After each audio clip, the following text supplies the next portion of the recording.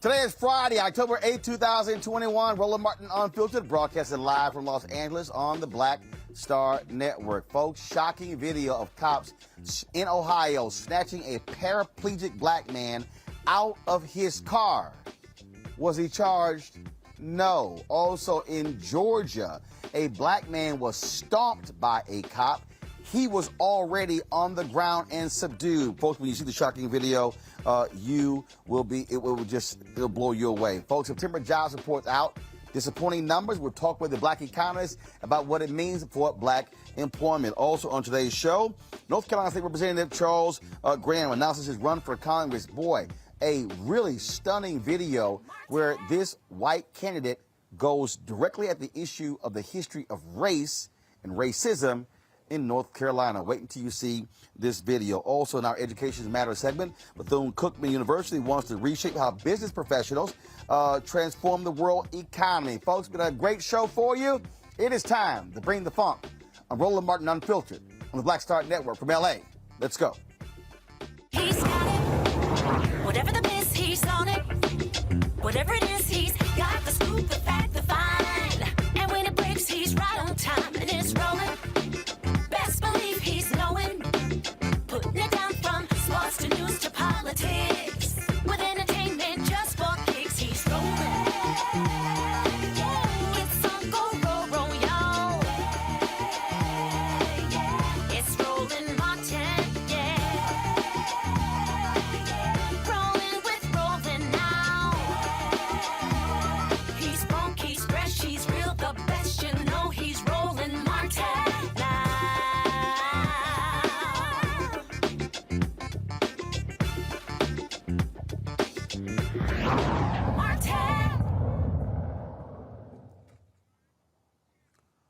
The September jobs report dropped today. Not good news for black women. President Joe Biden talked to the nation about this month's report.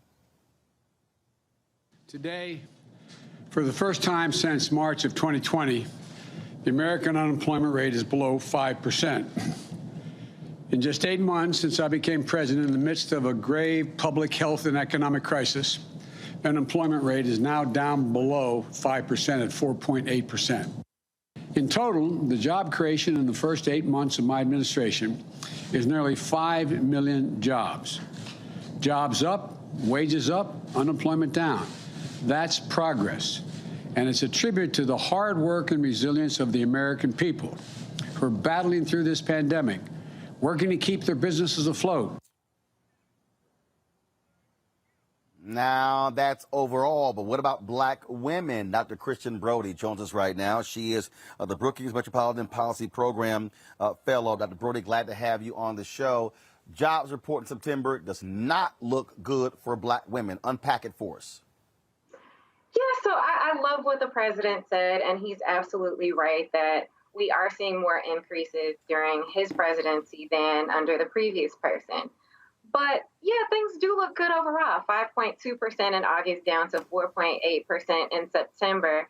But the real problem is teens, right? So if we look across black people, we see that the rate for black women went from 7.9% in August down to 7.3%.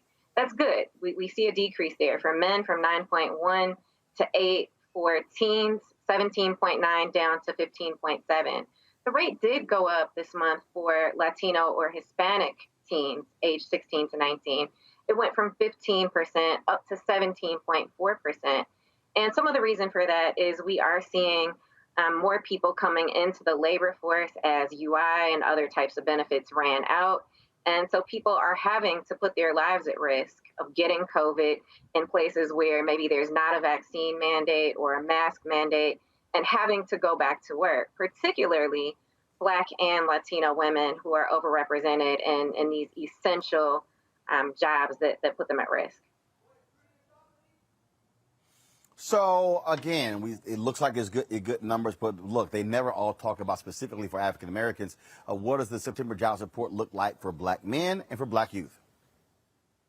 Yeah, so for black men, again, we see the rate come down some from 9.1 down to 8%, but that's still really high compared to 4.8, right? Like it's dropping for black men, but not nearly far enough. And for teens, we're talking about 15.7% for black teens compared to 10.6% for white teens. So we're still way above the average. And if you look at the 13-month period between September 2020 and September 2021, we see that black teens have had the highest average unemployment rate at 17.64%. Well, look, at the end of the day, we still see how COVID is impacting the economy, inflation. What about that? Because, of course, the Federal Reserve is concerned about that. The possibility of inflation continuing. Are we seeing a drop off there or stabilization there? What are we seeing? I think we don't really need to worry about inflation right now, and I'm sure some of my fellow economists would disagree with that. But with this many people that are out of work, and I would say that these numbers understate the actual unemployment rate. When you look at the number of long-term unemployed or people who have not looked for a job within the last 4 weeks because they haven't been able to find anything. And we're talking about almost 6 million people that aren't even looking anymore because they've become discouraged, right? So it's like we need to be focused on getting people back into jobs, and then we can worry about inflation. I think another thing to think about is the number of people that work. We're still seeing lots of people teleworking, and we know that Black and Latino people are underrepresented in those jobs. All right. Dr. Christian Brody, we appreciate it. Thanks a lot. Thank you.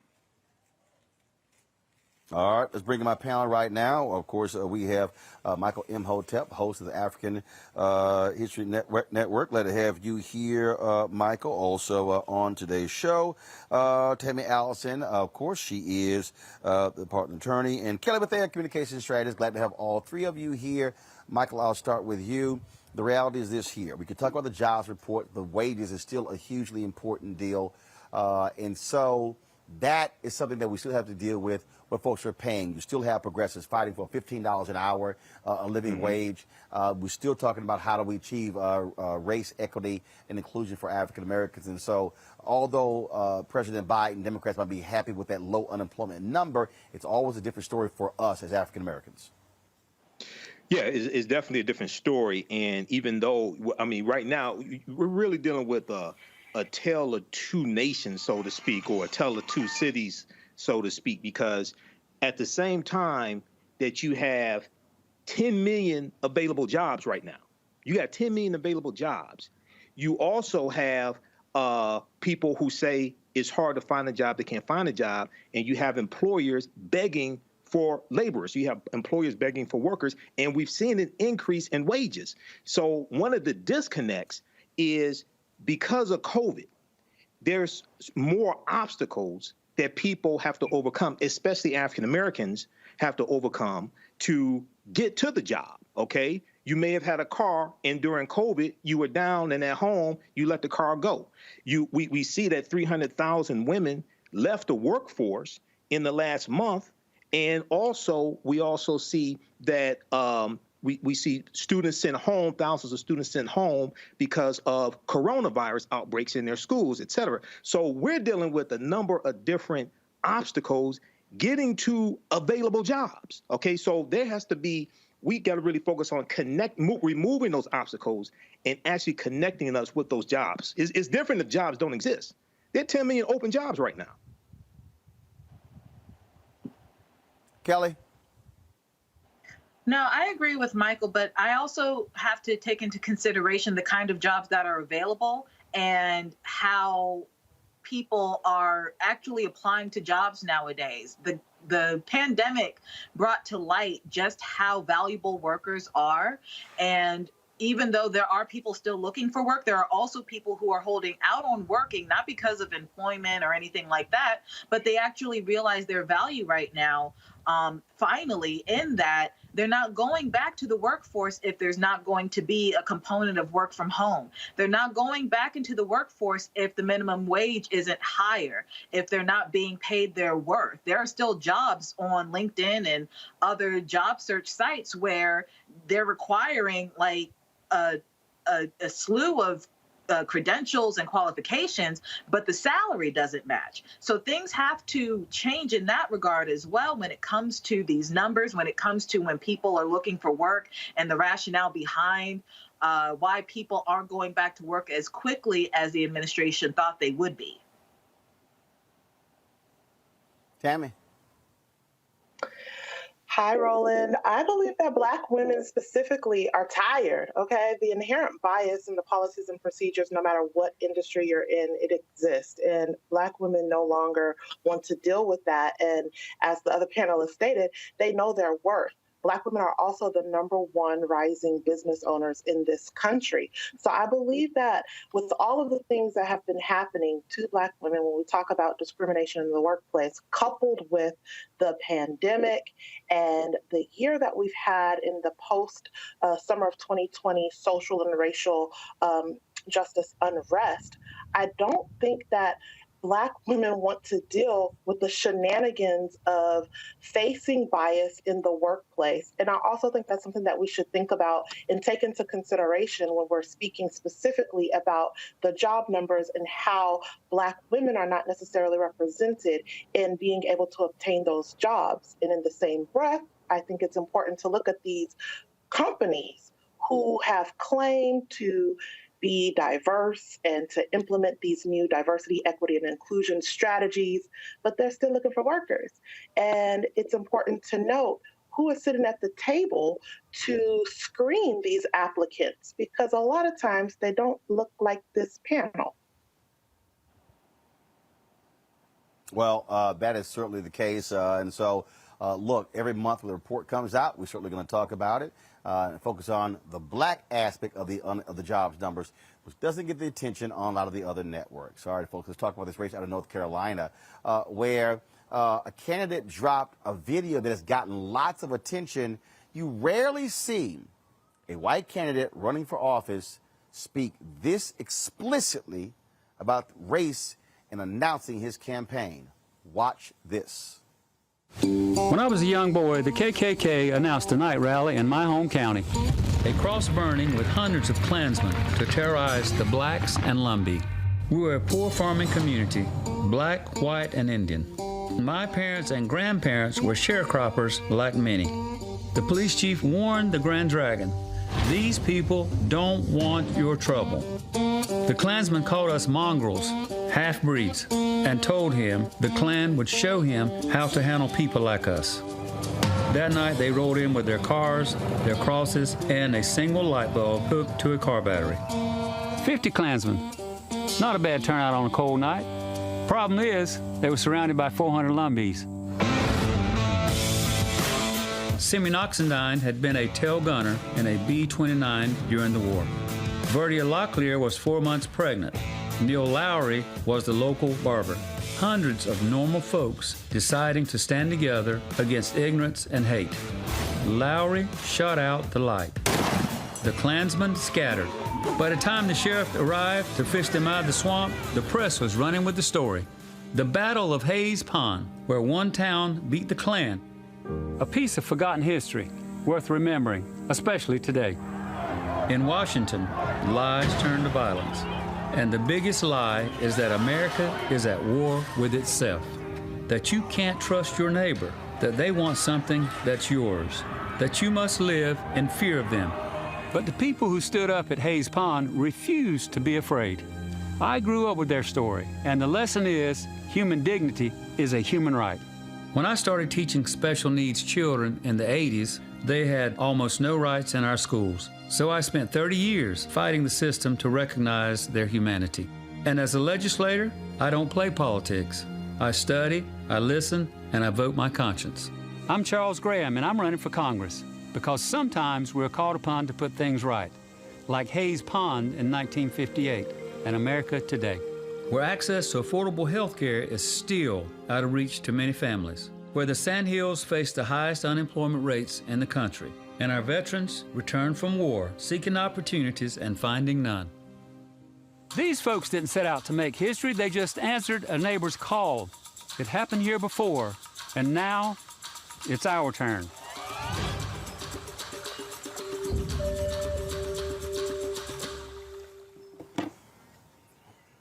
Well, joining us right now is Charles Graham. Welcome to Roland Martin Unfiltered on the Black Star Network. Thank you, Roland. It's a pleasure to be on your program this evening. I don't know, Roland, how many times you've had a chance to have a sharecropper's son on your program and a grandson of sharecroppers. It's amazing to be here, and I'm honored to be a part of your program tonight. I'm a proud Lumbee, Roland, and I'm on. All right, then. All right. Well, I'm the only. Go ahead. So you're the only. Go ahead. The only in the North Carolina General Assembly, and I'm the only. Well. Excuse me. I'm sorry. Go ahead. No, go ahead. I'm proud to say that I serve on the American Legislative Black Caucus in my seat, and I want to tell you about our rollout. Roland, I'm very proud of it. I'm very proud of our message. And I believe. Well, it's gotten a lot of attention. It's got a lot of attention. Folks have been talking about it. And you were just very direct about this. And did you have any people who say, I don't know, Charles, maybe that's not how we open up?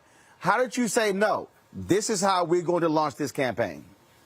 Well, listen, my campaign is about unity, and this is what the Hayes Pond citizens demonstrated in 1958. We experienced people in this video coming together to fight hatred, to fight bigotry. And Roland, we moved forward to 2021 from 1958, and what do we see? We see the same type of bigotry, hatred, trying to undermine our democracy. The one difference between 1958, Roland, and 2021 is they weren't wearing sheets. This story talks about unity and division, how people can work together. And that's my message to the citizens of Congressional District 9. If we stay that way, of course, Roland, we have to go through redistricting. But, that's what we're all about. We need to unify. We need to work for the common values and have a representative in Congress who will do that. And that's what I'm about. And I would ask your viewers today, and I know you have folks who are very interested in what I'm talking about, and that is not dividing our country, unifying. And I would ask your listeners to support my campaign. VoteCharlesGraham.com. Go to my campaign website, support Charles Graham. And I think everyone understands, Roland, that I'm running against the far-right extremists who are determined to undermine our democracy and continue to divide us. That's not what Charles Graham's about. And I want that story to be told. You talk about those far-right extremists. You've been having to fight them in North Carolina. I've spent an inordinate amount of time on my show in the last decade talking about the viciousness by which the Republicans in North Carolina have been trying to lead. In many ways, what you're now seeing in Georgia and Texas and other places really started in North Carolina after Obama won that state by 14,100 votes in 2008. You're absolutely right. Absolutely, Roland, you are right. That's when we saw the General Assembly in North Carolina, after we had, obviously, during that time, redistricting, and they rolled out maps that were going to be in their favor in terms of maintaining control and running their agenda. And we still see that. I have served in the General Assembly. This is my 6th term. I have served in the minority for 11 years, and I have prepared myself, Roland, to move forward, and that's to go to Congress and support our president. Our president needs allies. We have a very small window of opportunity to maintain the control we have in Congress. So, yes, I have seen that, and it began when our President Obama was elected, and it's been moving that direction ever since. Questions for my panelists. First up, Kelly, your question for Charles Graham. Sure. So as a result of this campaign video going viral, you've come under scrutiny regarding your stance on LGBT plus issues. I would like to know, considering how you voted back in 2016 on HB2, I believe, how has your viewpoint changed? And what do you plan on doing once you get into Congress regarding those issues? Thank you for that question. After HB2, and I think it may have been 4 or 5 years ago, after that vote, I realized that that vote caused a lot of pain and hurt in the transgender community. I worked very hard after that to repeal HB2, was successful, and I want folks to understand that Charles Graham understands and has seen and experienced discrimination. When I was a young man playing baseball, playing sports, participating, I had the fellows who was participating on my team, they protected me from racism. I know what racism is, I know what discrimination is, and once I took that vote after and at this moment, I'm sorry, I apologize. And you don't hear too many people or too many politicians actually apologizing, and I'm sorry. And I'm running for Congress again to unite us, not divide us. And my tenure, hopefully, in Congress will be one that the LGBTQ community will be proud of, not discriminatory, and respecting their rights to coexist in our society. Tammy. Thank you, Roland. Mr. Graham, given the fact that your apology only came this past Tuesday, after other people pointed it out. How do you reconcile your recent apology with the other Democratic candidate that is running for Congress in your district, Ram Mohavid, I believe is his name, and the fact that he may not have the political backing like you? Myself, I did run for Congress here in Texas District 6, so I understand the importance for raising money to put out a commercial that is as polished as yours. And it takes a lot of money. And given the fact that you have been in the state legislation for quite some time, you have that financial backing, whereas your Democratic opponent may not have had it. So how do you reconcile that, given the fact that your opponent is more grassroots than you, and the fact that you have to be called out before you apologize for that vote? Well, you know, one of the things I'm proud to talk about is my experience. I'm an experienced legislator. I have worked on behalf of minorities in the legislature. I've also worked on bills that will support our communities, our poor communities, communities of minority. I come from a minority district. My district is 75% minority. I work within my Lumbee community, which I'm very proud to do. I work within the Black community, which I'm very proud to do. And the fact that I have the experience and I have the support of many individuals from the minority community. This rollout has been tremendous. And I am very excited to be able to allow people in this district and this state and this country to know who Charles Graham is. I am a man of color.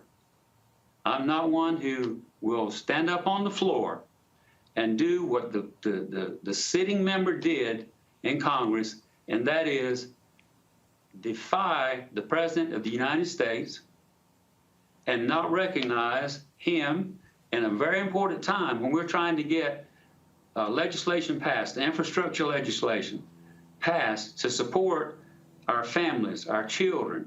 And it is certainly a time that we need to move forward, and that's my plans. I've explained my position. I'm certainly going to work in Congress on behalf of all citizens, including the LGBTQ community, including transgender rights. That is Charles Graham. My opponent would want you to think that he, along with his right-wing supporters, are in a position to do better things for people of color. That's not true. That's not true. And minorities, that is not true. And my intention is to work on behalf of all citizens. Yeah, I hope I answered your question. Michael. All right, State Senator Charles Graham. Hey, thanks for coming on today. Question for you: If you become a member of Congress, you're probably going to have to vote on bills like H.R. 40, which deals with a study for reparations to repair the damage of slavery and make recommendations, possibly Voting Rights Acts, possibly George Floyd Justice and Policing Act, or policing acts as well. What are your stances on issues and bills like that that directly impact the African-American community? And then also, when you said 75% minority population in that district, like what is the ethnic or racial makeup of that minority? Because minority is a very confusing term. Yes. Well, you asked two questions there, and I'll try to answer both of those questions. My district, Robeson County, southeastern North Carolina, is about 40% American Indian, okay, about 23% African American, and 25% Caucasian. We do have a growing number of Hispanics in our community, hardworking folks. Everyone in our county are, and here again, Robeson County in southeastern North Carolina is one of the poorest counties in the state and in the country. Yes. And I've been fortunate for the past 6 election cycles to have the support of my communities. I was very supported this last election cycle. I was the only Democrat statewide, national, presidential, governor. I was the only Democrat to win my district. And I think I have the confidence of the folks in my district who are, and as I said, approximately 75% minority. And your other question about supporting Black Lives Matter, any legislation coming forward to me in Congress, if I get that opportunity, I can guarantee you, and just don't mind telling you, don't know what the language would be, have not seen the bills, but Charles Graham will support any legislation coming to him that's going to uplift the lives of minority people. All right, Charles Graham, we surely appreciate it. Thanks for joining us here at Roland Martin Unfiltered. I'm sure I will be spending some time in your state, especially when it comes to that U.S. Senate position, trying to get a strong progressive voice in there. So I'm sure our paths are going to cross. Well, listen, I appreciate you having me on your program. I look forward to having you come to North Carolina, and maybe we can work on some things together. And I thank the panelists for their questions, and look forward to moving forward in the future. And VoteCharlesGraham.com. All right. Thanks a bunch. Take care. Thank you. Folks, going to a break. When we come back on Roland Martin Unfiltered here in Los Angeles on the Black Star Network, Dave Chappelle getting lots of criticism for his latest Netflix special. Well, a group of a black LGBT organization, they say, hey, he should apologize. Netflix should remove that special. Cleo Monago disagrees. We'll hear both perspectives next, right here on Roland Martin Unfiltered.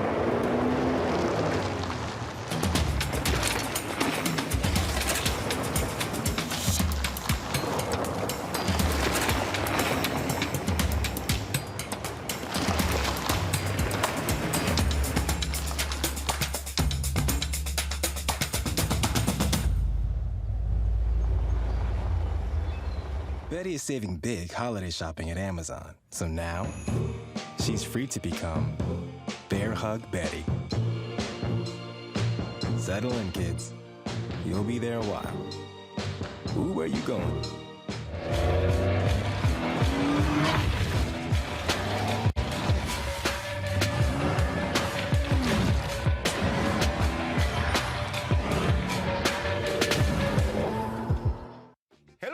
I'm Godfrey, and you're watching Roland Martin Unfiltered, and while he's doing Unfiltered, I'm practicing the wobble.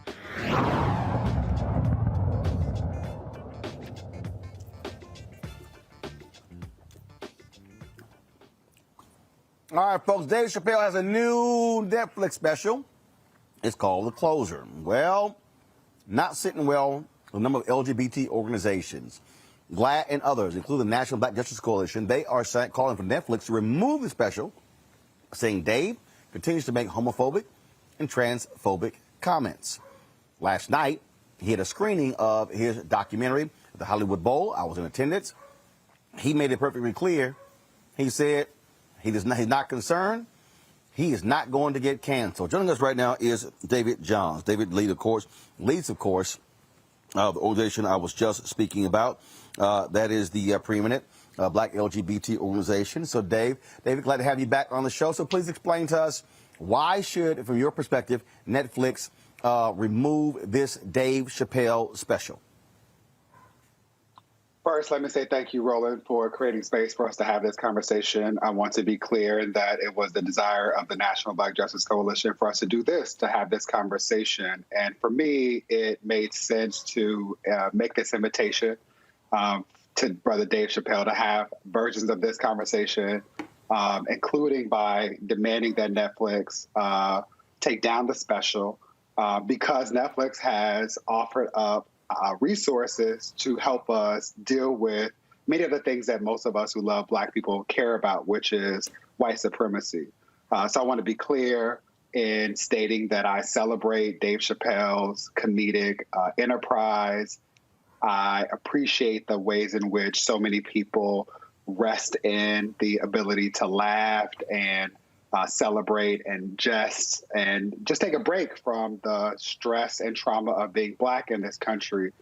And I continue to be astounded by what feels like a lazy attempt at this craft by someone who has demonstrated the ability to be a genius and forgetting that there are some of us who are also Black and LGBTQIA+.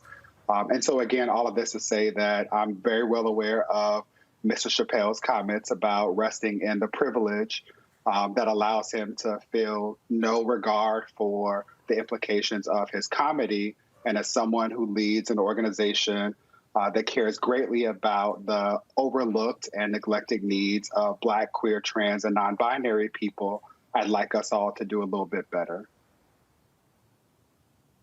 So how do you respond to folks who say, look, these are comedians. They talk about everybody. They talk about Black people. They talk about gay people. They talk about trans people. They talk about women. They talk about politicians. They talk about everybody.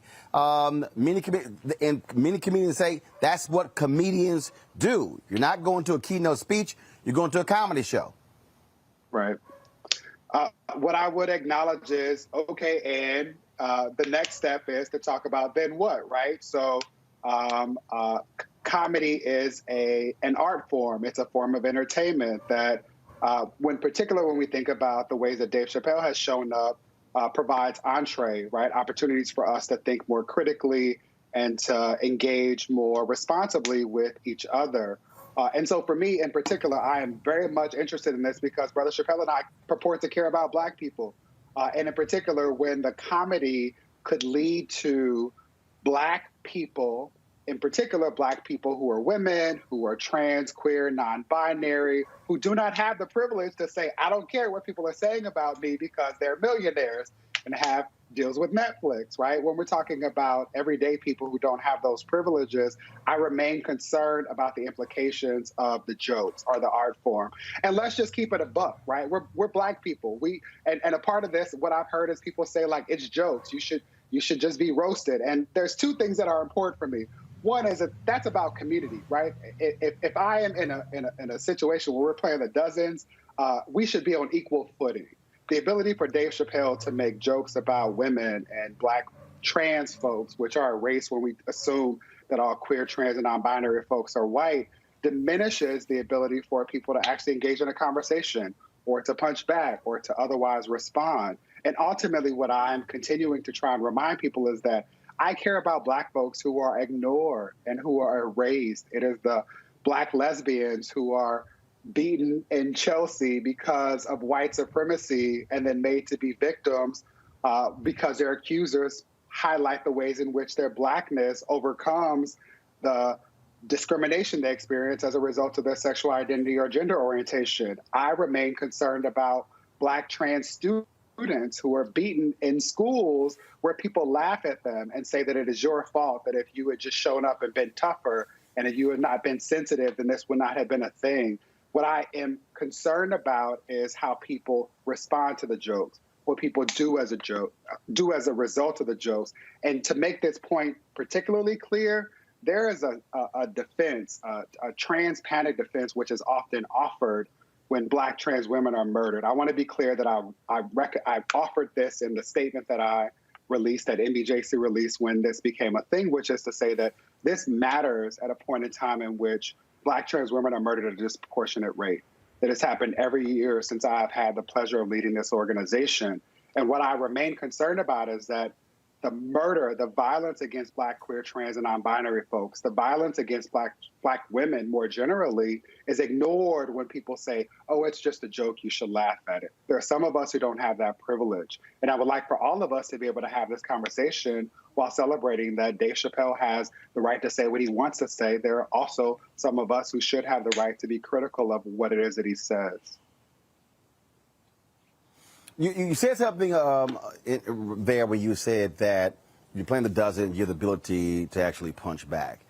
But the reality is, comedians are on stage all across the country, all across the world. Whether it's a Netflix special, whether it's the Laugh Factory, whether it's any comedy venue in Chicago and New York, Houston, they're all over the country. So is there a difference when a comedian says something and they're talking about anybody? Don Rickles ripped everybody. Lisa Lampanelli. I've heard people actually put on social media, they said if Bernie Mac was alive today, Bernie Mac would get canceled. Richard Pryor would get canceled. So is that part of this conversation? Are we establishing a separate standard? Are we trying to establish the same standard for comedians as we do politicians? Isn't that different being on the comedic stage? Yeah, I'm not interested in establishing standards. What I'm interested in is all Black people being free. And more specifically, what I want is for Black women, Black, queer, trans, and non-binary folks to not be forced to make the decision to show up and be visible, to have public jobs that require us or invite us to have these conversations, or to be safe. What is missed is that jokes about beating up lesbian women and not liking trans women because they have Adam's apples, or reducing trans people to their genitalia is often a factor in the violence that members of our community experience. And so what I'm interested in is a more meaningful conversation where Black people in particular who purport to care about Black people are more conscious of the ways in which white supremacy is operationalized, and we do a better job to acknowledge intersectionality. I want to be clear, to the extent that I believe that it has been lost heretofore, that I appreciate what I believe is Dave Chappelle saying that that the dragon he is attempting to slay is white supremacy. That is why this matters to me. That is why it was important for NBJC to engage in this discussion. We care about Black people, all of us being free. Now, to the extent that the jokes, one, dismiss or provide cover for or allow people to get away with violence against our community, that's a point in which we have an issue. And again, the invitation is for us to have more meaningful conversations about the ways in which people use jokes, our humor, our comedy, to dismiss the things that actually are meaningful and show up as barriers in terms of our ability as Black people to live self-actualized lives, to be free to other.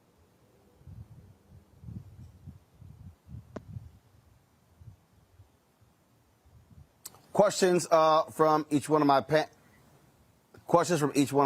Let me lost David's audio. Y'all let me know when we actually have it back. So questions from each one of the panelists. First off, Tammy, your question for David Johns. Mr. Johns, how do you reconcile, cancel culture being so easy for someone to just get canceled at this point, and something that I say a lot, clemency through ownership, which is literal and figurative, the figurative component meaning say sorry so you could be forgiven. So if Dave Chappelle were to apologize for his comments, would you still have the same sentiments of, pushing for him to be quote unquote canceled, given the fact that in this, he's not apologizing. Just real quick. He ain't apologizing. Last night's show, he made it perfectly clear. No. He made it perfectly clear.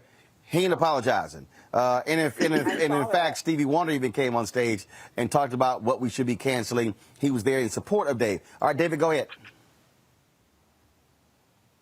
I don't know that I had anything to say. I was actually cut out of the conversation because of the audio. But again, I would just simply highlight that it must be nice. No. Right? Okay, no, hold on.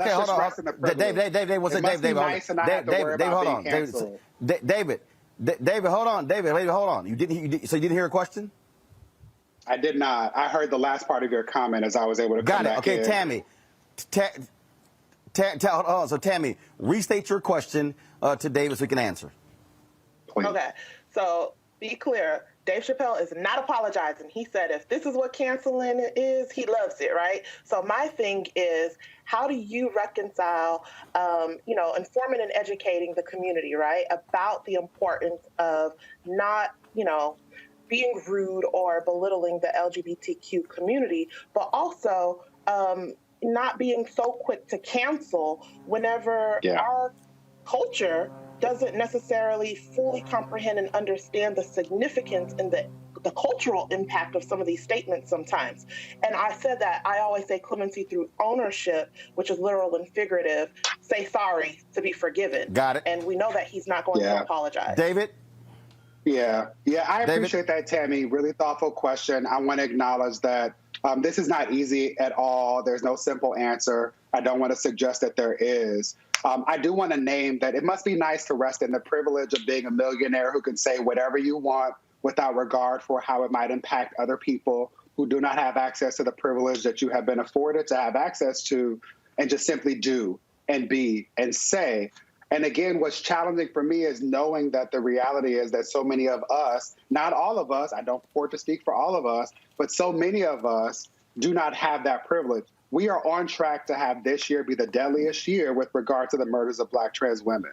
And often, NBJC issues statements, much like the statement we issued around Dave Chappelle, around the murders of Black trans women that doesn't get a modicum of the traction or energy that this has received. And so my hope is that while Mr. Chappelle continues to do whatever he will do because he's privileged enough to do that, that we will continue to have these conversations.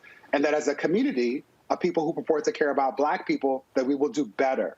Not only with regard to our language and with regard to how we have conversations with one another, but how we protect and support one another in more meaningful and measurable ways. Michael. All right. How you doing, David? Don't necessarily have so much of a question, but a comment and an observation here. And I've been reading this about Dave Chappelle. I haven't seen the special yet. One of the criticisms that he's getting is defense of comments that the baby made that people are saying were homophobic as well. And we know the baby got canceled and disinvited from different events. And the concern that I have is that when African Americans are dehumanized, whether it's in music, whether it's in specials called the N-word, B's, and things like this, the outrage doesn't take place to talk about removing that artwork that dehumanizes African Americans. But and very quickly here, so the baby got disinvited from different events and festivals for making homophobic remarks on stage that was not part of a song. It wasn't recorded, anything like that. But he got invited to the festivals after making songs that dehumanize Black people. And people are largely silent on that, okay? So that's the conflict that I have, okay? So, that's my perspective on this. Okay. No, I appreciate that. I appreciate that. Your thoughts on that? Yeah, I appreciate that. And for me, the problem with the jokes and the presentation of this conversation via this big platform is that it affirms this lie that all Black people are cis, heterosexual, and think and operate in the same way, and all queer people are white.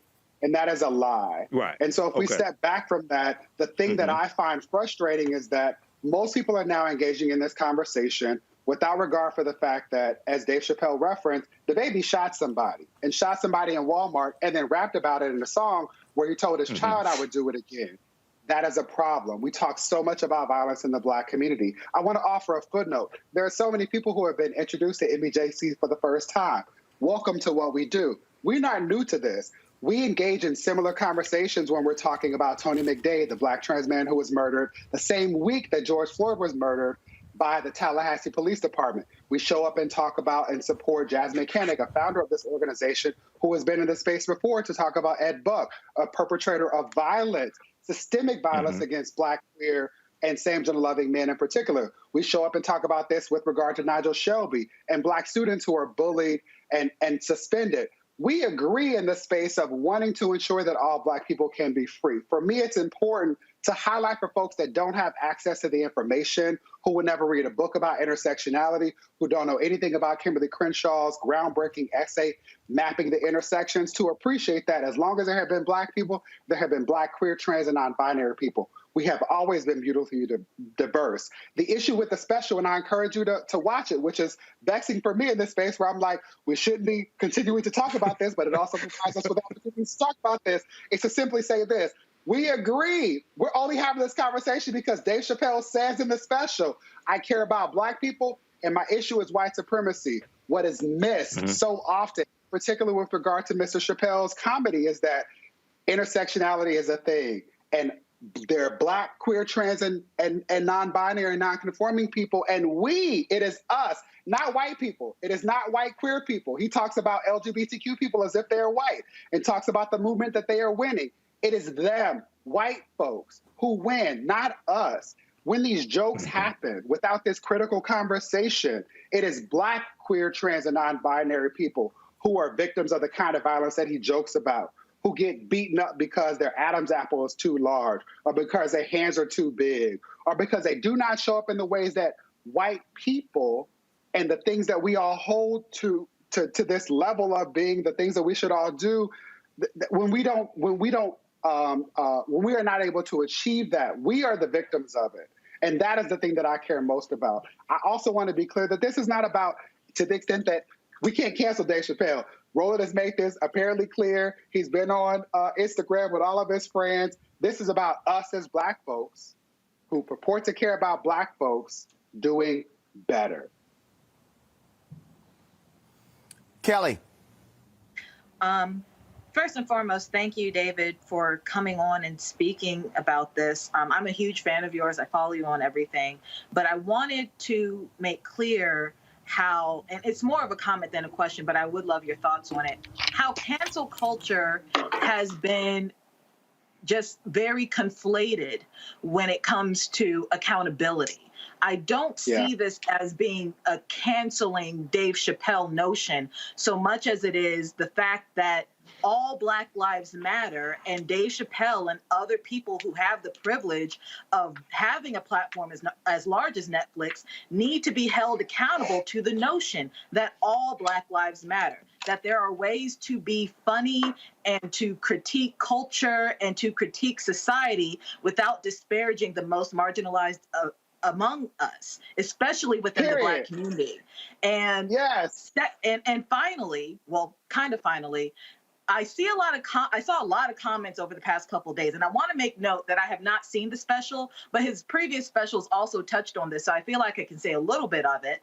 But the fact that people are saying, oh, you're violating his First Amendment rights, et cetera, people forget that the First Amendment was made to protect the most marginalized voices among the American body. So the fact that we are still silencing the most marginalized within the marginalized community that is Black people by saying that, you know, that Dave Chappelle is able to say whatever he wants simply because he's a Black man, that is a disservice to not only Dave Chappelle and the LGBTQ plus community, but it's also a disservice to how the First Amendment is supposed to be exercised. So it's like, why is it that the most marginalized among us have to remain silent when the First Amendment is actually supposed to protect them?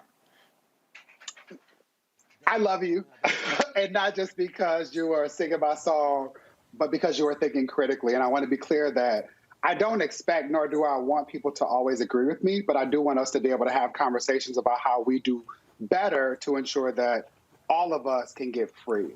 And the thing that I've struggled most with is the hypocrisy of so many people who have continued to say to me, it's just a joke. I found it funny, therefore you should say nothing about it. If Dave Chappelle had the freedom to make jokes, as he will clearly continue to do, I and other people should have the freedom to say, I watched the special twice over. I also know that this is not new, and I didn't find it funny. And two truths can exist at the same time. Beyond that, to your point, Kelly, I will continue to say that my issue and interest is in ensuring that all of us can be free.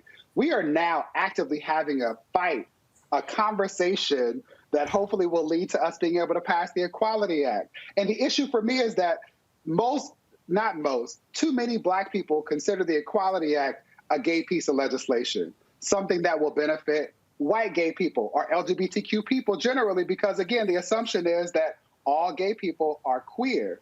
And the reality is it's a civil rights piece of legislation. It addresses fundamental gaps in legislation that exist around the pieces of legislation that most Black people will name when they talk about the things that they care most about with regard to civil rights, right? This includes things like ensuring that Black women cannot be fired because of the way that they wear their hair, ensuring that all of us cannot be kicked out of a rideshare like an Uber or a Lyft because of the way that we show up in the world.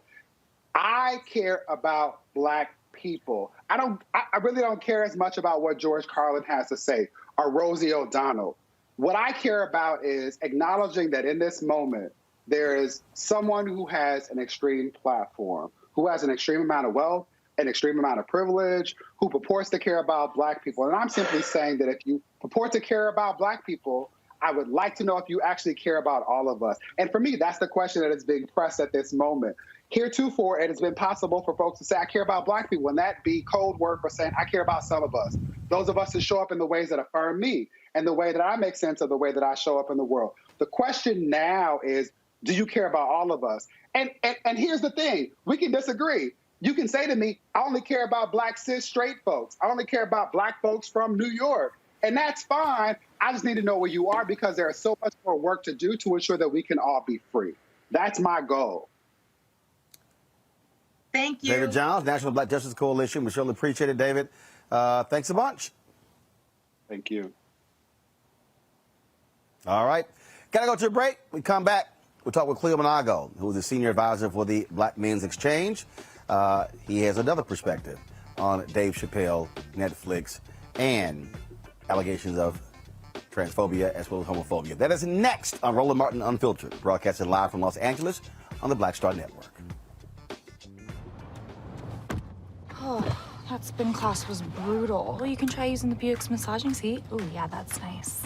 Can I use Apple CarPlay to put some music on? Sure, it's wireless. Pick something we all like. Okay, hold on. What's your Buick's Wi-Fi password? Buick Envision 2021. Oh, you should pick something stronger. That's really predictable. That's a really tight spot. Don't worry, I used to hate parallel parking. Me too. Hey.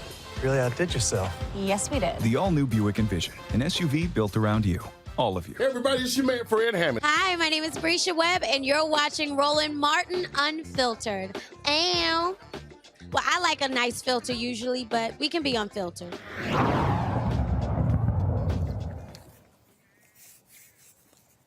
So yesterday, Dr. Cleo Monago sent me a text message asking me were we going to be weighing in on this Dave Chappelle issue.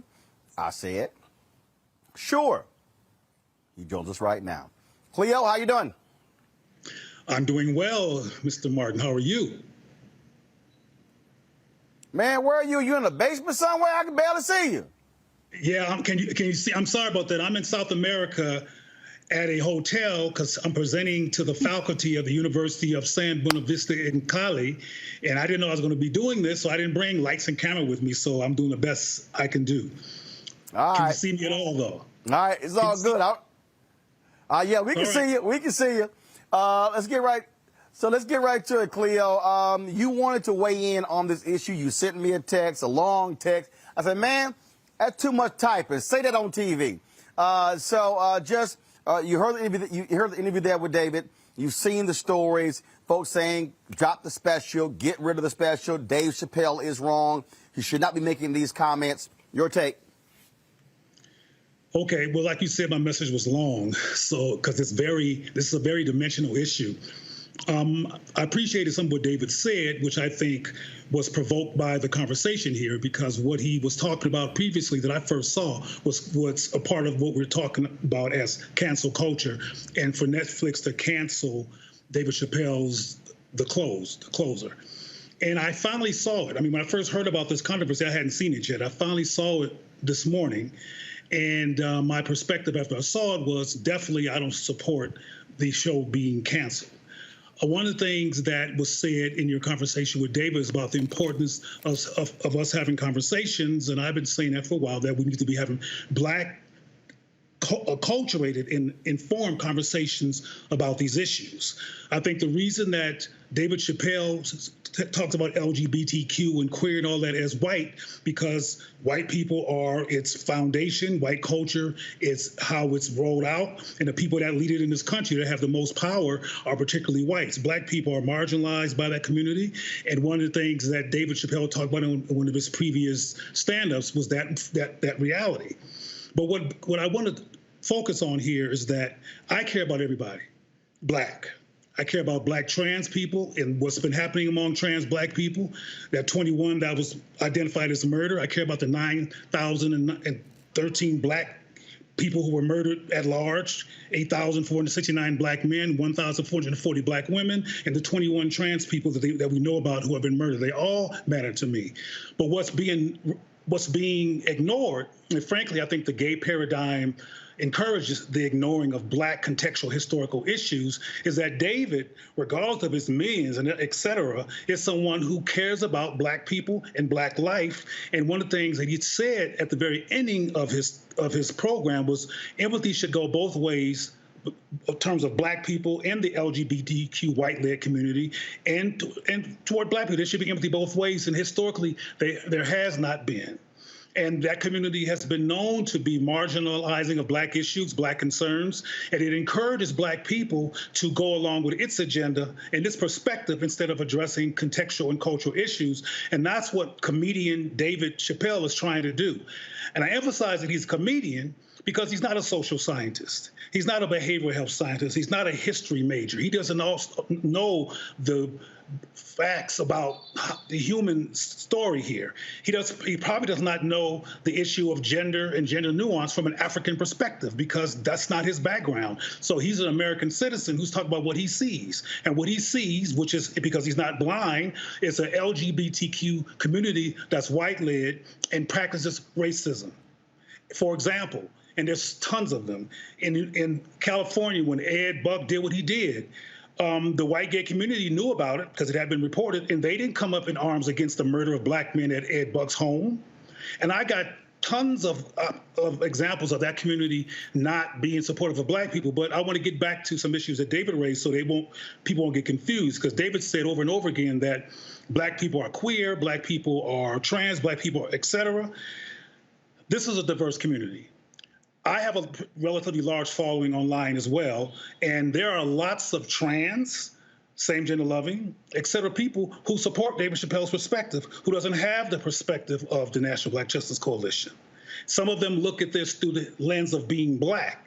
And what I mean, again, by that is David Chappelle is an advocate for the defense and empowerment and justice for Black people. And I believe that includes Black men, women, and everybody else.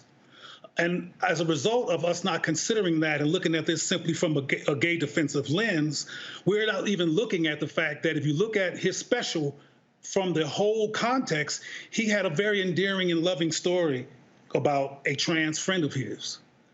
And that's not being talked about among the people who are critiquing him. And the very few times it is referenced is poo-pooed, because frankly, there's a tendency in this society to poo-poo what Black men say, whether they're millionaires or not, because this is an anti-Black society that does attack Black men. And I'll finish this tangent with this because I hope to respond to questions. One of the things that clearly concerns David Chappelle is Black manhood. And one of the things that I want to talk about at some point is the underpinning of why there's anxiety. I mean, he did a lot of bashing, if you will, around masculine traits of some trans people and made fun of it, which I found disturbing. And I understand contextually why people who are struggling, because transgender people struggle. Transgender people are bullied. Transgender people, well as all kinds of other Black people, frankly, at larger numbers, are murdered and killed. But focusing on this issue, there are situations that lead to the death of trans people, and there's teasing and bullying and a misunderstanding or judgment around being too male, too female. All this stuff is actually occurring.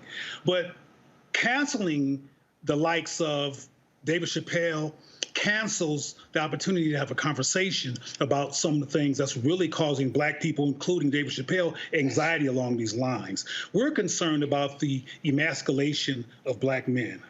We're concerned about if what all Black men have gone through historically has led to gender confusion. I'm not saying that is my perspective. My perspective is nuanced, and I don't want to get into that now unless it comes out of some questions. But there's some, he's known, David Chappelle is known for being one of the comedians who was given a whole lot of money to put on a dress, and he said no. And instead of engaging meaningfully from a Black perspective why he said no, and what he was worried about, he was simply called femophobic, homophobic, transphobic. And that's what the LGBT community does. Even when Black people take on that paradigm, we don't engage Black anxiety and perspective around these issues to be educated about what's really going on. And if we did talk about the anxiety among Black people regarding the compromise of Black men, the impact of police brutality, the impact of castration, whether it's physical or social, all of these attacks on Black males, and now the particularly Black and male cancel culture. This is causing a rise in Black people some anxiety that is not being engaged and unpacked. Instead, folks are calling people homophobic and transphobic and canceling them. And just like with the baby, as I said when I talked about that, instead of getting on the baby's case simply and marginalizing him or re-marginalizing him like this country tends to do to Black men, we should have said, why did you say that? What inspired that perspective? What made you feel compelled at a concert that was not about homosexuality or sucking penises in the park? How did that come to mind for you, Jonathan? That's his real name. And the answers to that question, if he could actually bear them, would be very educational about what Black people are going through, what Black men are going through, what the anxiety is about this emasculation issue among Black men, which is at the core of some of David Chappelle's anxieties in comedy. All right, got it. Questions now from panelists. Tammy, first. And folks, I need tight questions, tight answers. Tammy, you're first. Thank you, Roland. And thank you, Roland, for giving us all this platform. I wanted to just ask you, how do you reconcile the fact that there have been other people that give underrepresented groups a voice and a platform who may have themselves been under the scrutiny of trying to be canceled, but people are not talking about that and the work that they've done to enhance Black culture, similar to Dave Chappelle? Is your question why is the cancellation of other people not coming up? Is that your question? Well, the attempts to cancel other people who have actually done good for the Black community, when I don't believe that anybody with a wide platform, with a large following, is intentionally trying to alienate the LGBTQ community. Well, let's put Mr. Chappelle in context. He's a comedian. People like him and Paul Mooney and others are allowed to tell some hard truths because it's going to be a punchline afterwards, and it's in the context of laughter, which is why he gets away with talking about such serious issues on a large platform. He is a comedian. We don't have people like Dr. Tommy Curry and other people who could break these issues down and could actually transform the Black community's behavior and consciousness, including the treatment of Black people who get a large platform. Instead of even canceling them, they're not even allowed in the door.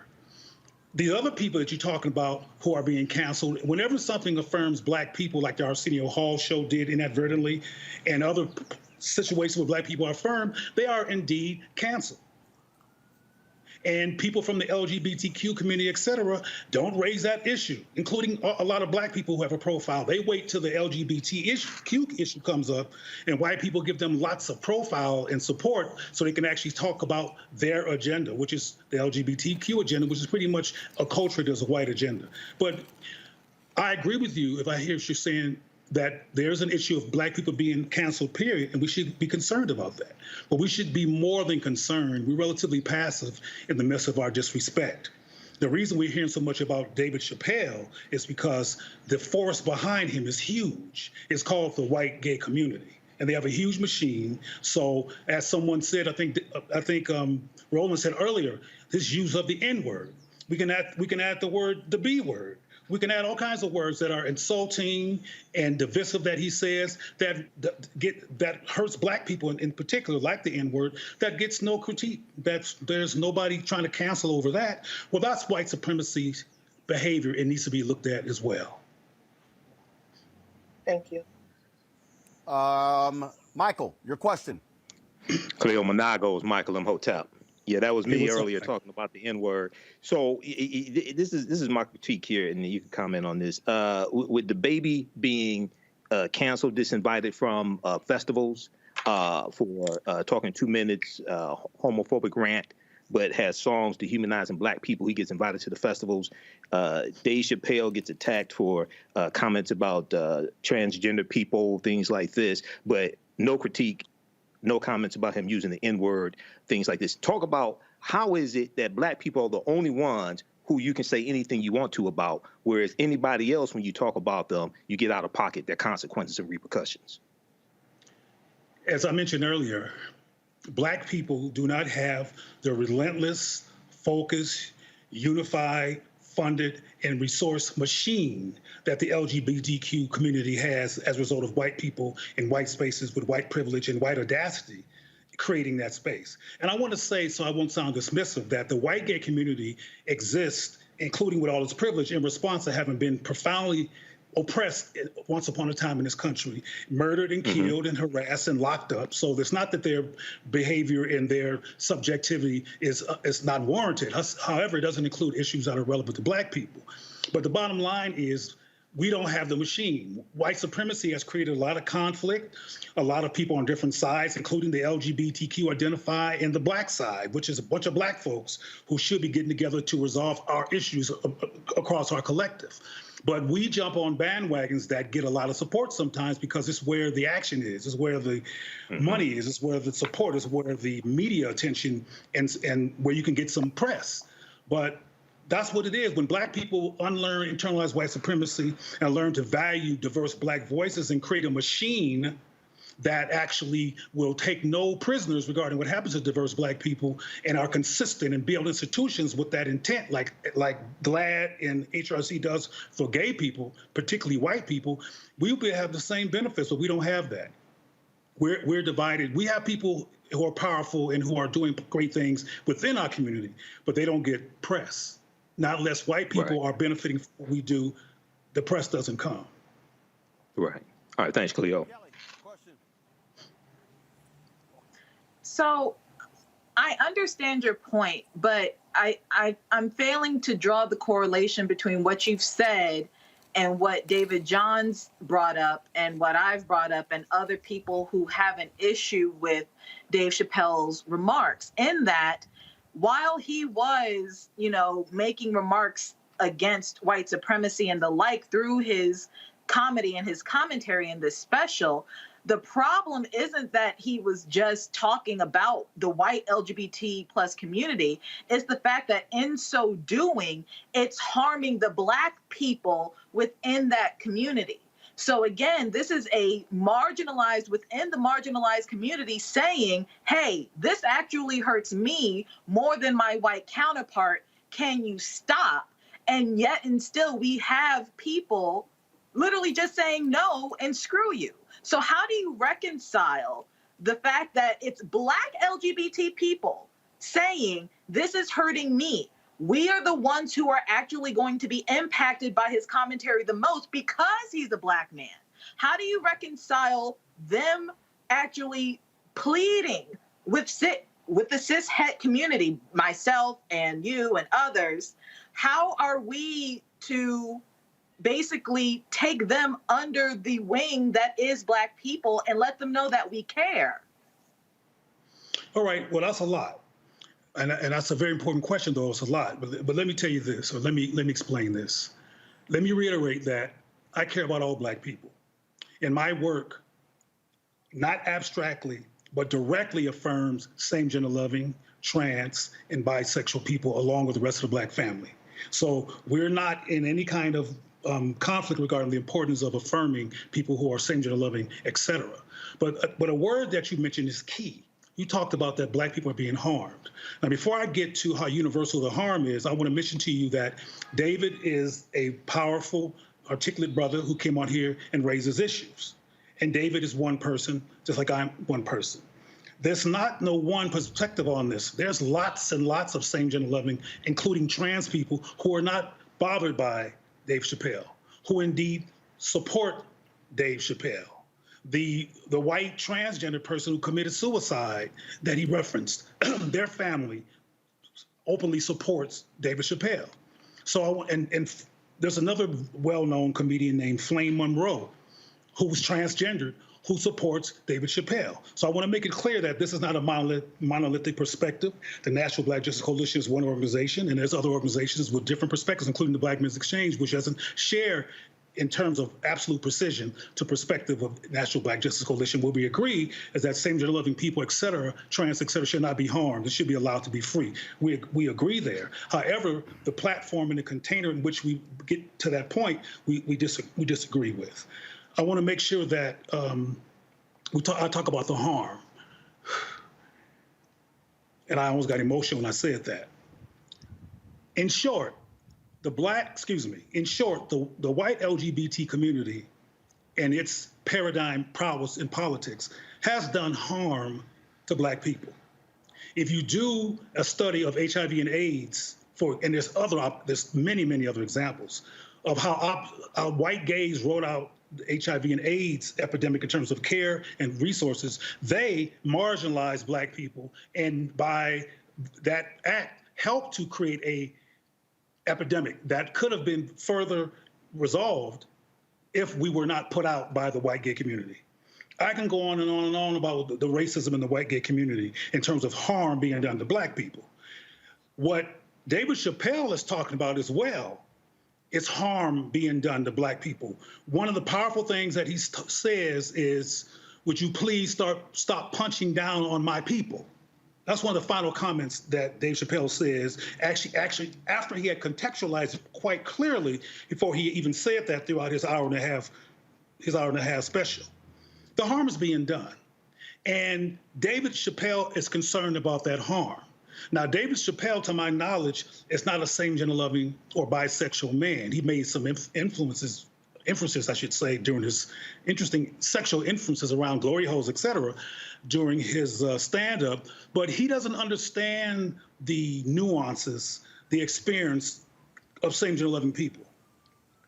What I think we should do, as I suggested with the baby or Jonathan Kirk, is that we should use these high-profile stimulations of the conversation to finally, collectively, as a people, have a rational, Black-informed, Black-acculturated, historically considerate, contextually considered conversation about what's going on with the Black community, what's causing such a spectrum of perspectives, what is causing even a perspective that the baby articulated and that David Chappelle talked about. Instead of doing what white supremacy keeps doing, co-signing the dismissal and re-cancellation of a Black male voice, particularly one as powerful and as brilliant as David Chappelle has been with the Chappelle show and other things that he's done, has been particularly powerful for Black people, which is why he had to walk away from the show, because white folks said, no, we got to control this. We got to control you. You're not letting us control you. We'll give you $50 million because y'all like money if you let us control you. And he said, no. That's powerful. So we need to be using him as somebody that we can go to or include in a larger conversation about Black bridge building, about Black people unlearning impulses that are anti-SGL or anti-trans or that are not considered of gender nuance. We can talk about these issues we can talk about gender nuance from an African perspective and do a whole lot of educating. The reason I'm here in Colombia is I'll be speaking at the University of San Buenaventura in Cali, a predominantly Black city, about the epistemology of ancient African gender nuance versus contemporary gender constructs. Because they're having issues around manhood and masculinity and that anxiety which causes abuse of feminine people, particularly if they're male, that they want to help unpack and resolve. So this gender issue, which is a core underpinning of David's anxiety, we have to have a Black conversation about all these issues and include our diversity in respectful ways so we can resolve the conflict, not cancel people, And we should be able to critique. One thing that David said that I agree with is that we should have the opportunity to critique each other. All right, Dr. Cleo Monago, we certainly appreciate it. Thanks for your perspective. We shall see what happens, but like I said, Dave made it clear last night, he does not care about people saying cancel him. He was real clear. Thanks, Cleo. Thank you for the invitation. Thank you all. Got to go to a break. More Roland Martin Unfiltered on the Black Star Network. We come back.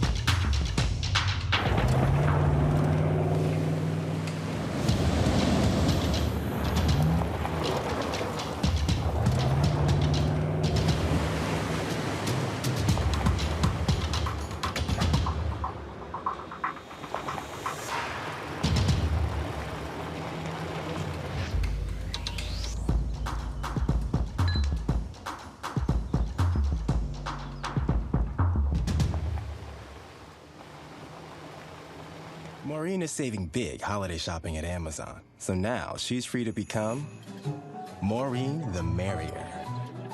Food is her love language, and she really loves her grandson. Like, really loves. Hi, I'm Kim Burrell. Hi, I'm Carl Payne. Hey, everybody, this is Sherry Shepherd. You're watching Roland Martin Unfiltered.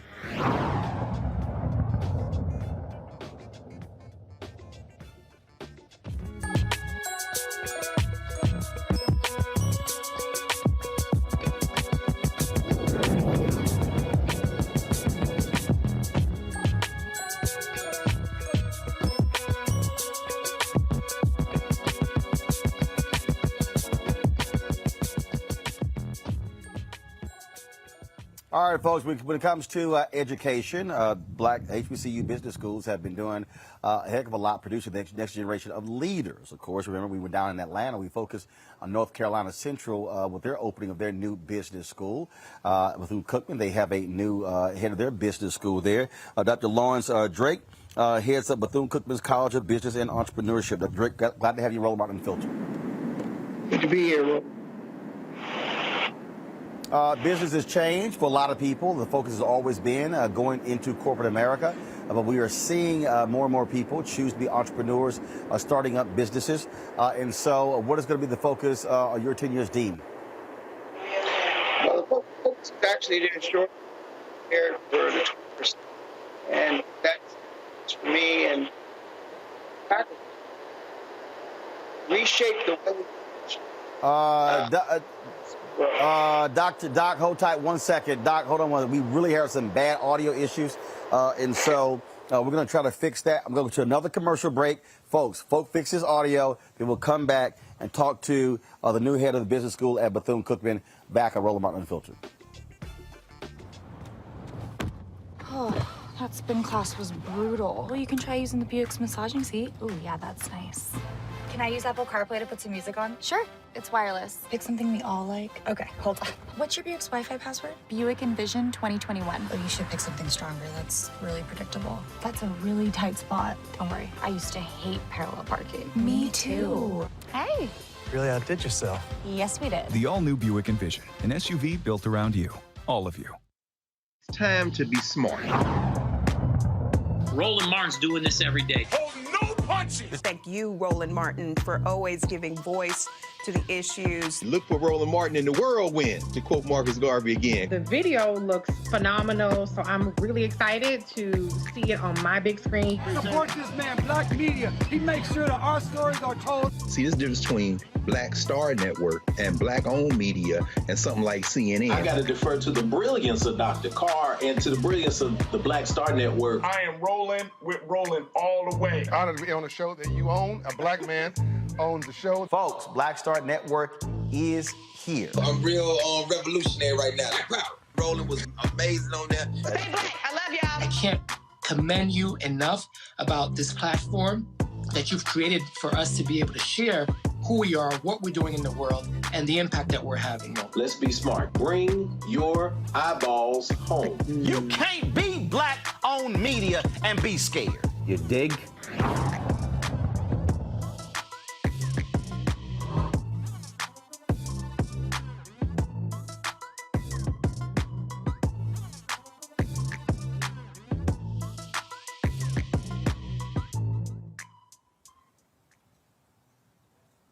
All right, folks, we're trying to get Doc's audio straight, but let's show you this here. This video shot of a Georgia cop on October 3rd that's got folks raging upset. Watch this.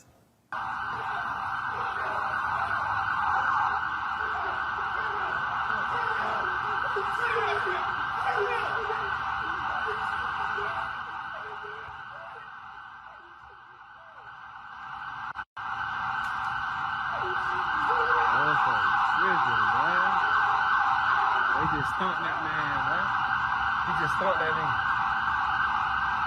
He watching it, bro.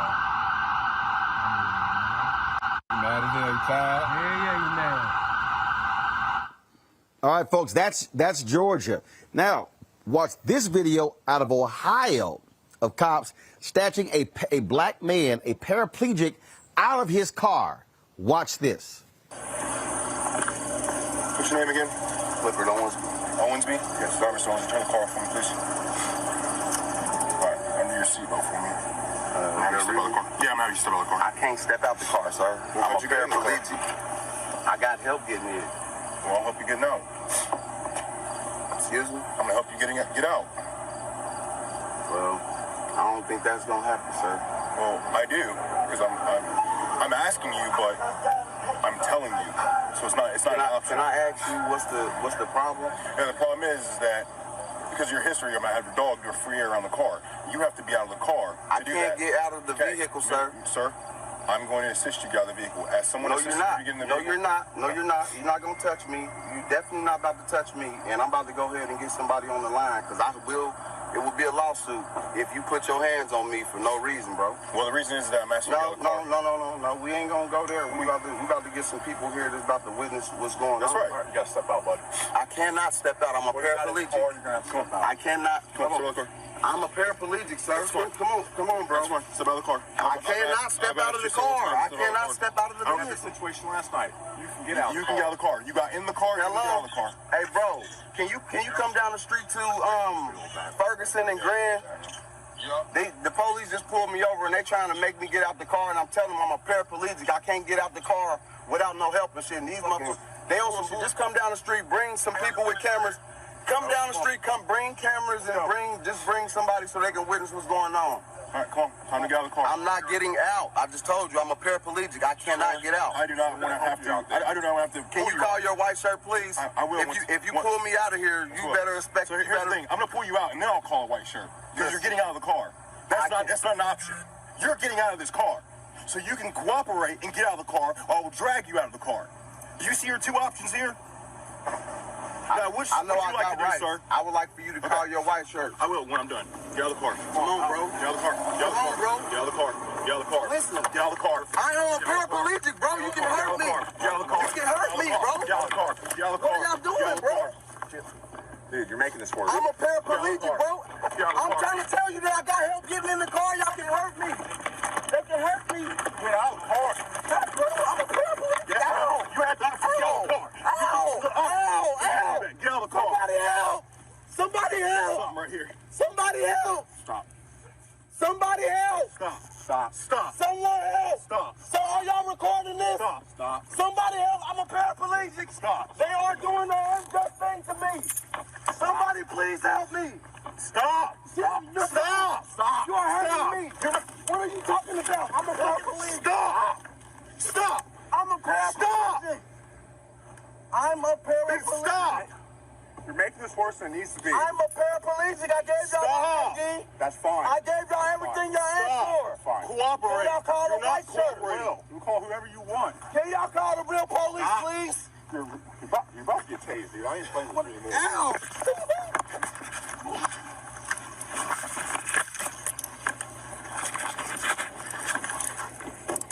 it so much harder than what it has to be. Last man there, his name is Clifford Owensby. Cops found no firearms or drugs in his car. Let's go to my panel, Michael Imhotep, Killer Bethea, Tim as well. I just, folks, this is, you talk about crazy. Michael, I'll start with you. The behavior of police officers. And when you look at this particular, with the brother who's a paraplegic, it's saying, well, we know who you are. We're going to be looking in your vehicle, things along those lines. And the crazy thing to me, Michael, is that they found nothing. And guess what? He hasn't been charged. Yeah, you know, Roland, I posted this video on the African History Network last night. I saw it on D.L. Hughley's Instagram page, and I posted it on our fan page, and people have been commenting on it. And, you know, I had a lot of questions here because, one, I was wondering, okay, the officer said, we know your history or something like that. What he said was a little muffled, and I'm trying to figure out, okay, what's really going on here? And then I was trying to figure out, why was he pulled over in the first place?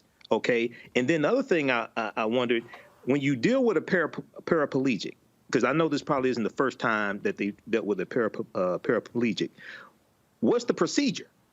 Because depending upon, you know, why they're paralyzed from the waist down or what have you, you could injure them trying to pull them out the car.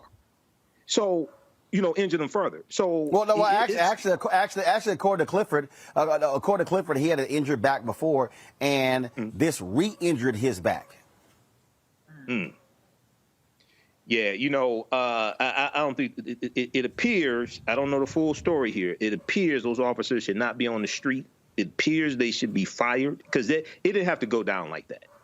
He could have called a supervisor, et cetera. He could have talked. If Clifford had been white, I don't think they would have treated him like that.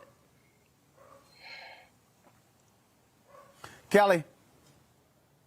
I mean, I get sick and tired of seeing videos like this regularly, and the fact that they keep happening is just all the more disgusting. But the fact that how many times did this man need to say he's a paraplegic for you to get through your thick skull that he is not capable of getting out the car in the fashion that you wish he should get out the car? Further, he shouldn't have been having to get out the car in the first place, whether he's a paraplegic or not. This is just the prime example, a prima facie case of gross negligence, because he did everything he was supposed to do as a citizen regarding his interaction with the police officer, and the police officer himself and his partner, it looks like, did everything that you could possibly do to be a jackass, basically. Like, they were not doing their jobs to the fullest extent of the law at all. There was absolutely no reason to harass this man, no reason to drag him by his hair out the car. I mean, just the level of humanity that was not used in this situation is absolutely disgusting. They need to be up under the jail. Tammy Allison? Roland, I think that we're all exhausted and tired of seeing these types of videos and body cam footages. Luckily, we do have the officer's body cam footage in this instance, but from the man explaining that he's a paraplegic over and over again, to correct my fellow panelists, as a federal attorney, the correct terminology is excessive use of force by the police officer. And my other panelists, it's not necessarily the answer just to fire them, because as we've seen in various cases, even if they attempt to fire these officers, those unions protect them, and a lot of times they get their jobs back, and they're even able to get jobs elsewhere. The issue here is that there needs to be widespread legislative changes. We saw the video of Jacob Blake, who miraculously survived the shootings that left him paralyzed. And we saw news recently this week that the Department of Justice will not be filing any charges against the officers responsible for shooting Jacob Blake, as well as state prosecutors will not be filing any charges against those officers responsible for shooting Jacob Blake. And they also did not lose their jobs. So there has to be some type of legislative change. It's easy to say to fire these officers. It's easy to speculate, but unless there are people sitting in positions in Congress that are willing to speak up and use their voice and actually make some type of impactful change, we're going to keep seeing these very horrific instances of excessive use of force by police officers. And it's very rare that we ever see them actually serve any type of sentence. And as we see the conviction and sentence of Derek Chauvin is something that, we all breathe a heavy sigh of relief for, but we all breathe that heavy sigh of relief because we all know that it's so extremely rare to actually see any type of justice in these types of situations. Folks, gotta go to a break. We come back, we'll give you the update on the Kyle Rittenhouse story. Very strange defense these folks are offering. That's next to Roland Martin Unfiltered.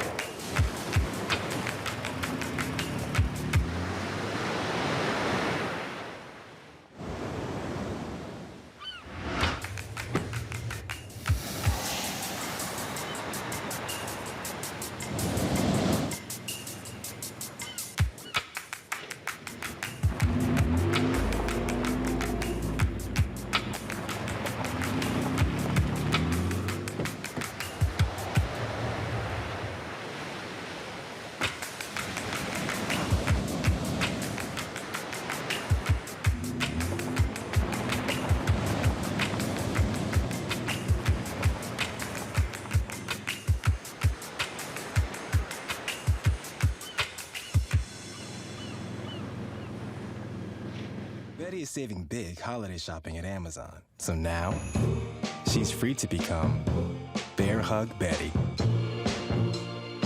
Settle in, kids. You'll be there a while. Ooh, where you going?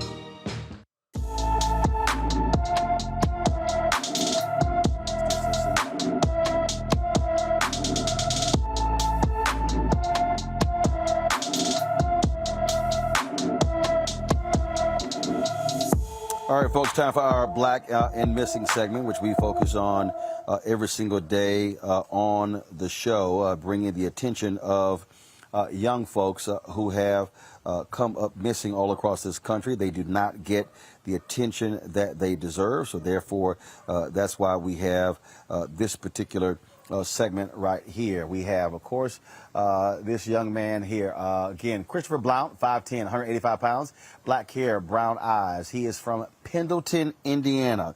Pendleton, Indiana. This has been one of those stories, again, that gets lost in the shuffle. You don't have the level of attention that goes there. And so if you have any information about this brother who has been missing for quite some time, folks, we want you to alert authorities, please. And so let me just want to find the number here. Let's see here. Give me 1 second. I'm pulling up the script right now to give this number here. Do we have the number on the screen, please? If we do, 765-642-0221, 765-642-0221. That is the Madison County, Indiana Sheriff's Office. So please give them a call. All right, folks. In the case of Kyle Rittenhouse, the young white man who shot and killed someone in Kenosha, Wisconsin, his attorneys are offering quite the interesting defense. They are saying that Rittenhouse should be, first of all, he was using if y'all want to say it's crazy, a hunting law.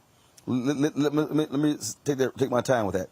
They're suggesting that a hunting law, okay? Now, shot the people, 2 dead, okay? They're saying that the Wisconsin hunting laws allowed him to carry assault weapons during the 2020 fatal shooting. What the hell, Tammy? The hunting laws? Was he hunting? He wasn't hunting animals. Are they suggesting that the hunting laws in Wisconsin allow for him to hunt people? What the hell is that? hunting Black people that were protesting the shooting of Jacob Blake that I was just talking about, and this 17-year-old crossed state lines with this hunting weapon to hunt down protesters, people that were exercising their First Amendment rights to protest.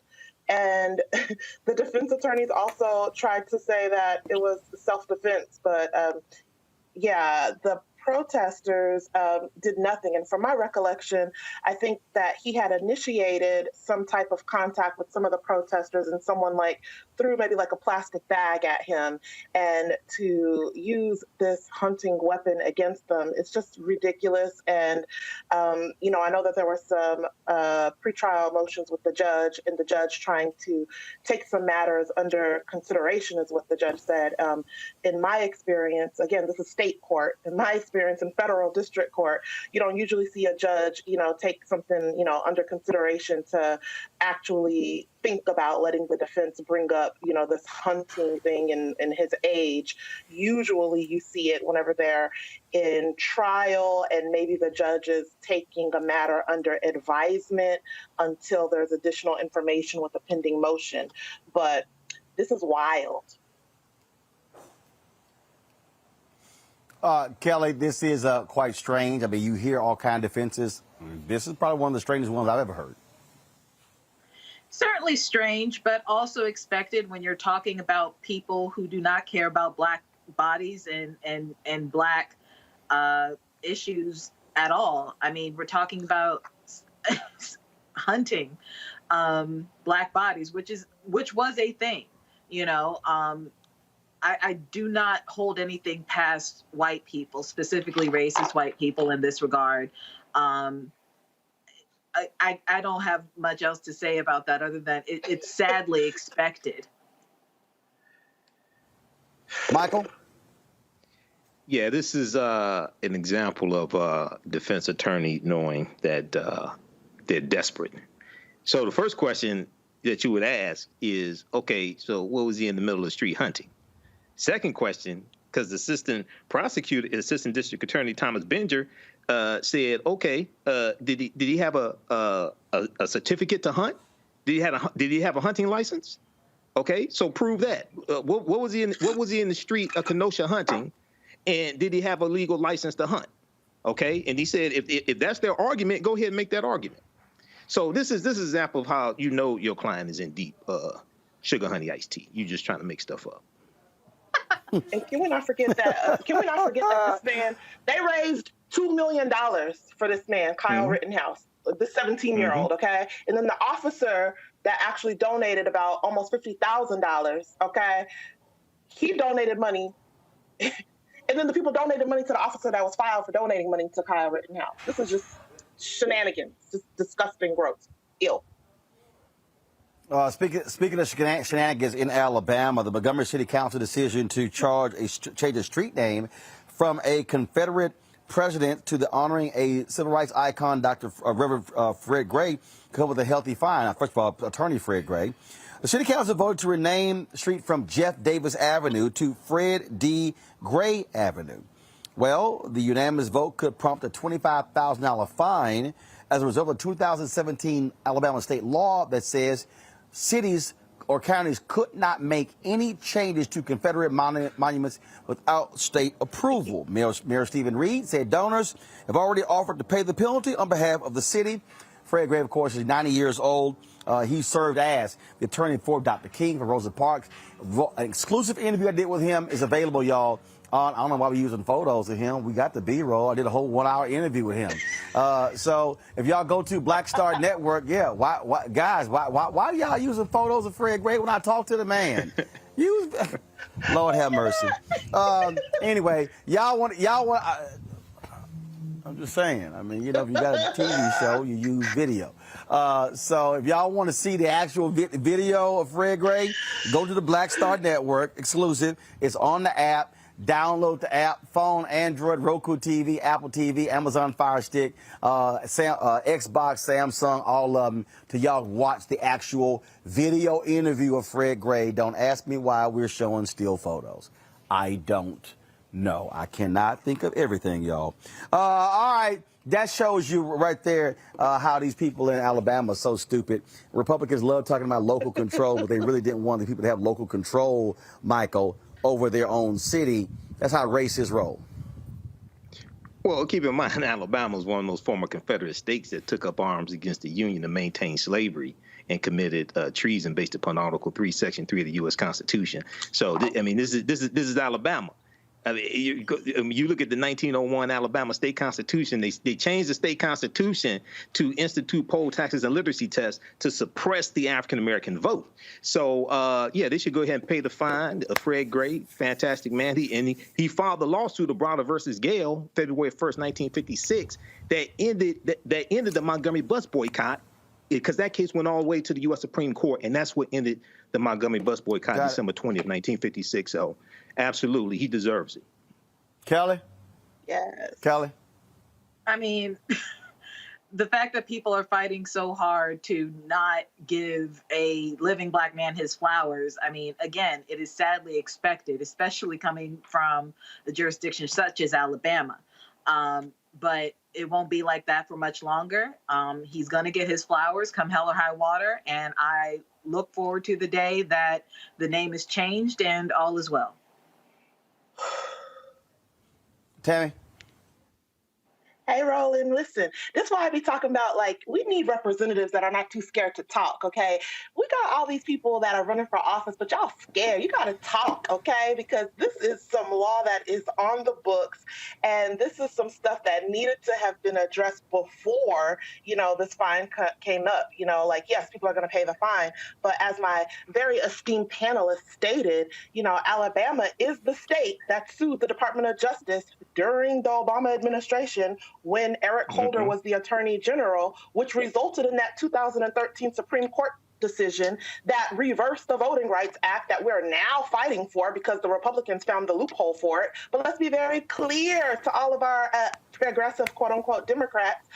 That happened during a Democratic administration, during a Democratic Attorney General, and not until the Republicans found that little loophole is it now that we're speaking up and addressing the Supreme Court decision of 2013 that got these states discriminating against underrepresented groups. We need to be very clear. Yes, that was the state of Alabama, so we should expect shenanigans from the state of Alabama, but we also should be trying to strategize just like the Republicans be strategizing and beat them at their own game.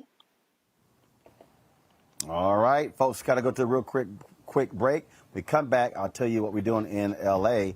and how you're going to see that on the Black Star Network. That's the final item. Back in a moment. Oh, that spin class was brutal. Well, you can try using the Buick's massaging seat. Ooh, yeah, that's nice. Can I use Apple CarPlay to put some music on? Sure, it's wireless. Pick something we all like. Okay, hold on. What's your Buick's Wi-Fi password? Buick Envision 2021. Oh, you should pick something stronger. That's really predictable. That's a really tight spot. Don't worry, I used to hate parallel parking. Me too. Hey. Really outdid yourself. Yes, we did. The all-new Buick Envision, an SUV built around you. All of you. All right, folks, we've had an absolute fabulous week here in Los Angeles. Of course, we kicked everything off with the George Lopez golf tournament. We've been, of course, having fun, hanging out doing that. But while when I wasn't playing golf, we were also doing some great interviews as well. And so we're going to be launching that. So one of the shows we're going to be launching is, Rolling with Roland. That's right. So we've been doing these 1-hour interviews, and we have been just, first of all, having a ball, y'all, with doing these interviews with a lot of different people. I want to show you some of these photos we've been doing. And so November 1st, we're going to debut on November 1st when we were in here last time. So right here you see Damaris Lewis. She, of course, is actress, model, and so you've seen her work. Y'all see the iPad? Let me know if you see it. There we go. Yes. So she was one of the folks we sat down and talked with. We've also had my man Matty Rich. Matty Rich, y'all have got to see this interview. An emotional Matty Rich when I connected him with Spike Lee. Also here, Michael Ealy. I had a great conversation with Michael Ealy. Yo, man, absolute, a lot of laughs there. My man, Laz Alonso, we talked to him.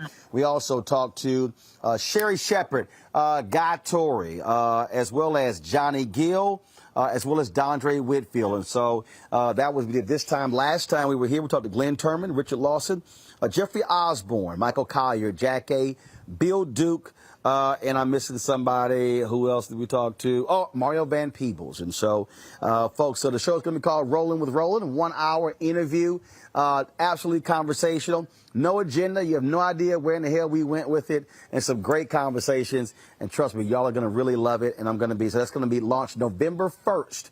November 1st.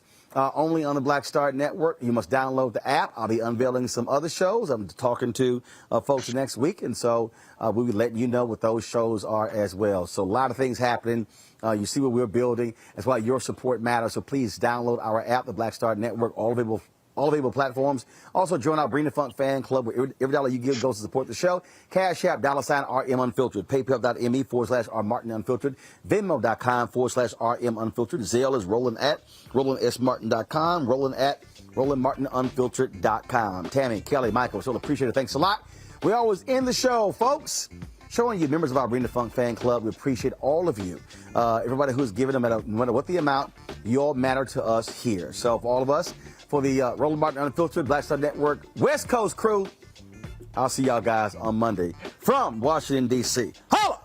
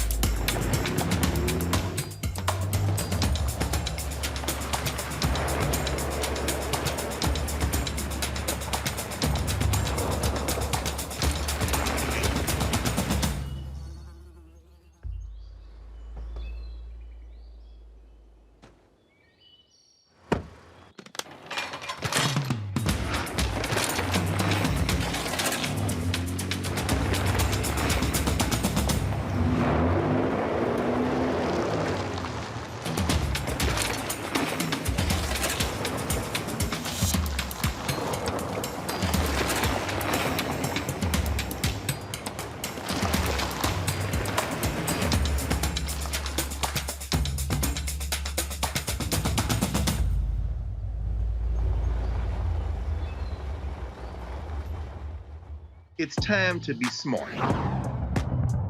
Roland Martin's doing this every day. Oh, no punches! Thank you, Roland Martin, for always giving voice to the issues. Look for Roland Martin in the whirlwind, to quote Marcus Garvey again. The video looks phenomenal, so I'm really excited to see it on my big screen. Support this man, Black Media. He makes sure that our stories are told. See, this difference between Black Star Network and Black-owned media and something like CNN. I got to defer to the brilliance of Dr. Carr and to the brilliance of the Black Star Network. I am rolling with Roland all the way. Honored to be on a show that you own. A black man owns the show. Folks, Black Star Network is here. I'm real revolutionary right now. Roland was amazing on there. Stay black. I love y'all. I can't commend you enough about this platform that you've created for us to be able to share who we are, what we're doing in the world, and the impact that we're having. Let's be smart. Bring your eyeballs home. You can't be black-owned media and be scared. You dig?